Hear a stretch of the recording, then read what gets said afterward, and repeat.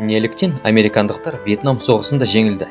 Екінші дүниежүзілік соғыс аяқталғаннан кейін Америка сайып келгенде әлемдегі ең бай мемлекет ретінде өз орнын алды және ел билігі оның суық немесе ыстық соғыстағы кез келген ықтимал бәсекелестерінен артықшылығына күмәнданбады.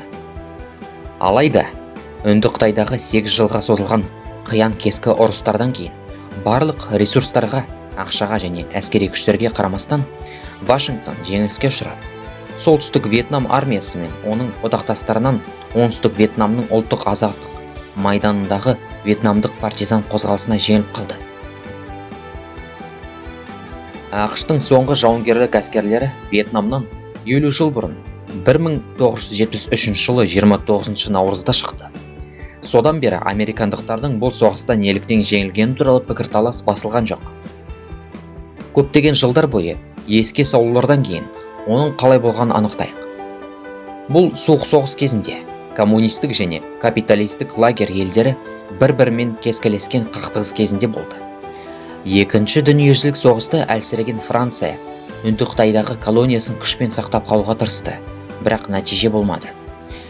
1954 жылы Женева конференциясының нәтижесінде Вьетнам солтүстік және оңтүстік болып екіге бөлінді. Солтүстіктер коммунистер болды, ал американдықтар Сайгонда болды. Алайда қақтығыс француздардың Вьетнамнан шығуымен аяқталмады.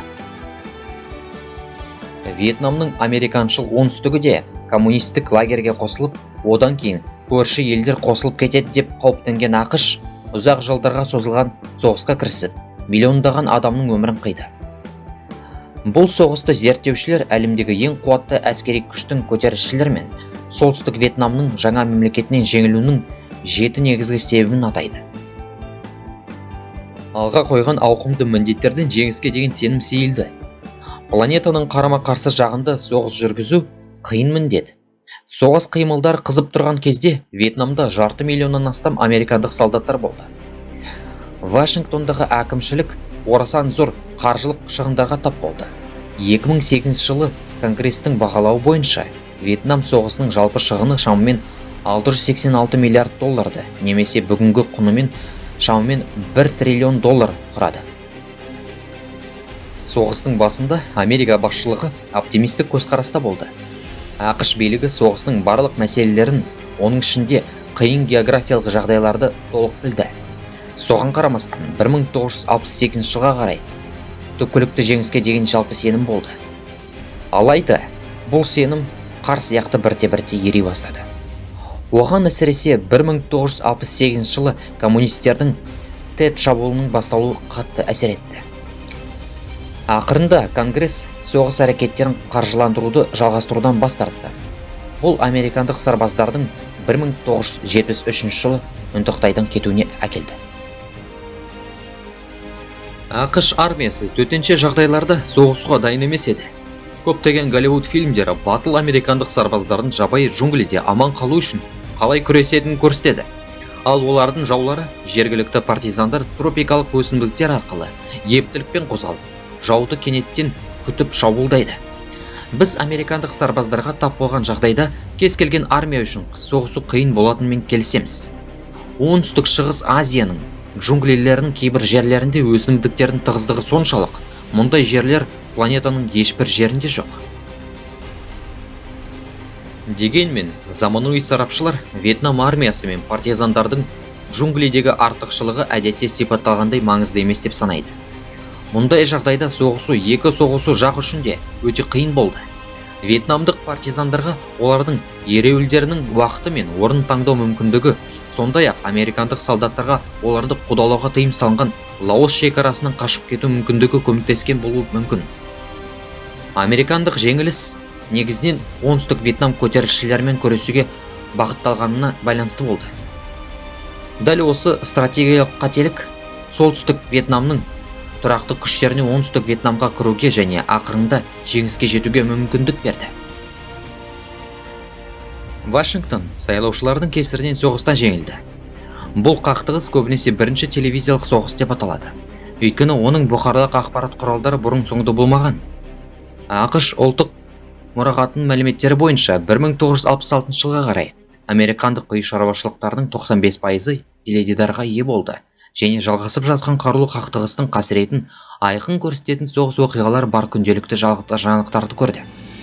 Сондықтан Тед шабуыл кезінде Сайгондағы ақш елшілігіндегі шайқастарды түсіру американдықтардың жүрегінде терең із қалдырды. Теледидардың арқасында Вьетнам көтерілісшілердің оңтүстік Вьетнам үкіметінің қорғанысын қалай бұзып жатқанын нақты уақыт режимінде көруге болады. 1968 жылдың басынан газеттер мен теледидар негізінен соғысты айыптады. Теледидар мен газеттер Вьетнамның бейбіт тұрғындарын напалм арқылы қырып жатқан көріністерді көрсетті. Өздерінің көргенінен шошынған америкалықтар Вьетнамдағы соғысқа белсенді түрде қарсылық көрсете бастады. Елде соғысқа қарсы күшті қозғалыс пайда болды. Ол бүкіл Америка құрама штаттарында наразылықтар мен басқа да шараларды ұйымдастырды. Осындай демонстрациялардың бірінде 1970 жылы 4 мамырда Огайо штатындағы Кент мемлекеттік университетінің жанында ақш ұлттық гвардиясы 4 бейбіт белсендіні атып өлтірді. Кент университетіндегі атыс деп аталатын оқиғалар елдегі соғысқа қарсы көңіл күйді одан әрі арттырды. Америкалықтар Америка құрама штаттарының Вьетнамда шығынға ұшырап жатқанына таң қалды. Жас жігіттер алыс үнді Қытайға соғысқа жіберу туралы өте ұнамсыз шешім ұлттың рухын қатты бүлдірді. Вьетнам соғыс кезінде шамамен 58 мың американдық қаза тапты немесе іс-әрекетте хабарсыз кетті. Үгіт насихат тұрғысынан Вьетнамның солтүстігі айтарлықтай артықшылыққа ие болды. Солтүстіктіктердің шығыны әлдеқайда көп болғанымен, солтүстіктің тоталитарлық үкіметі барлық бұқаралық ақпарат құралдарын толығымен бақылап отырды. Әскери әрекеттерді бір жақта жариялады. Бұл американдық әскерлер қорқынышты әдістерді қолданған өте қатыгез қақтығыс болды. Америкалықтар тұтанған кезде жоғары температураға 2700 градусқа дейін жететін және кез келген бетке берік жабысатын мұнай негізіндегі жаңғыз зат напальманы кеңінен пайдаланды.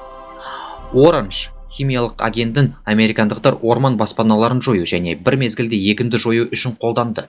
Бұл жергілікті тұрғындарды аштықтан зардап шекті. Партизандарды табу және жою миссиясын орындау кезінде ақш әскері көптеген жазықсыз Вьетнам азаматтарын өлтірді.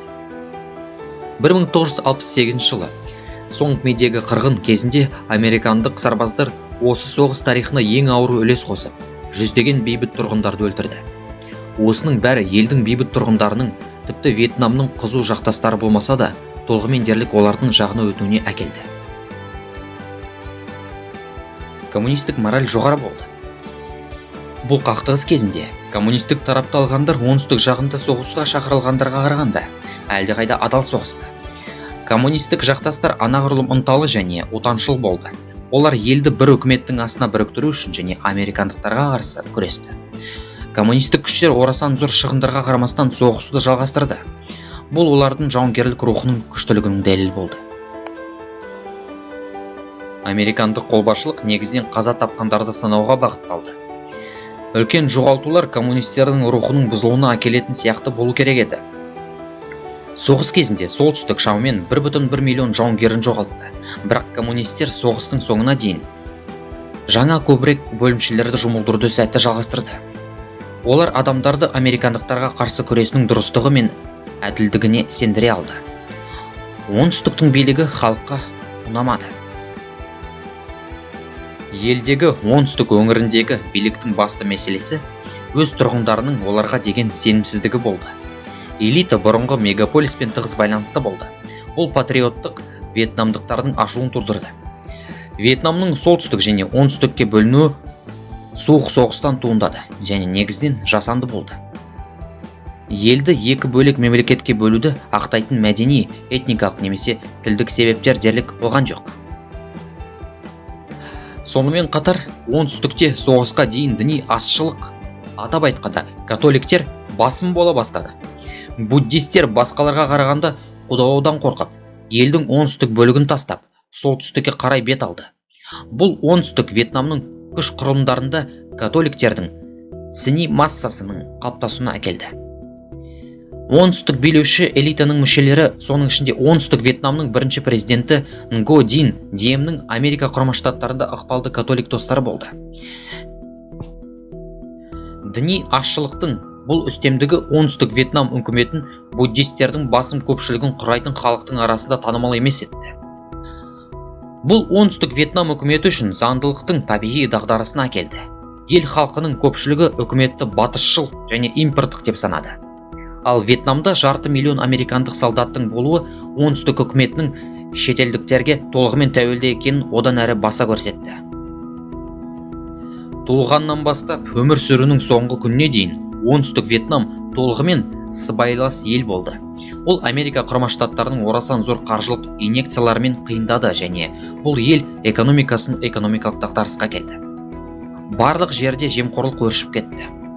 Азаматтық болсын, әскери болсын, бірде-бір лауазымды парасыз алуға болмайды.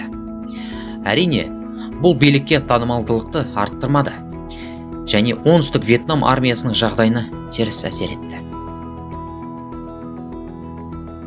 Құрама Штаттар өзінің жеңілісіне вьетнамдықтардың өздерін кінәлауды ұнатады. Америкалық тарихшылар мен саясаттанушылар ақш-тың Вьетнамдағы жеңілісін ақтау үшін әлі де себептер іздеуде. Ең алдымен жеңіліске сыбайлас жемқорлық пен қандастық батпаққа батқан оңтүстік Вьетнам билігі кінәлі деп санайды. Бірақ американдықтардың жеңілісіне ұшырауын тек жемқорлық түсіндіре алмайды. Өйткені олар оңтүстіктермен бірге кәсіби түрде күресті.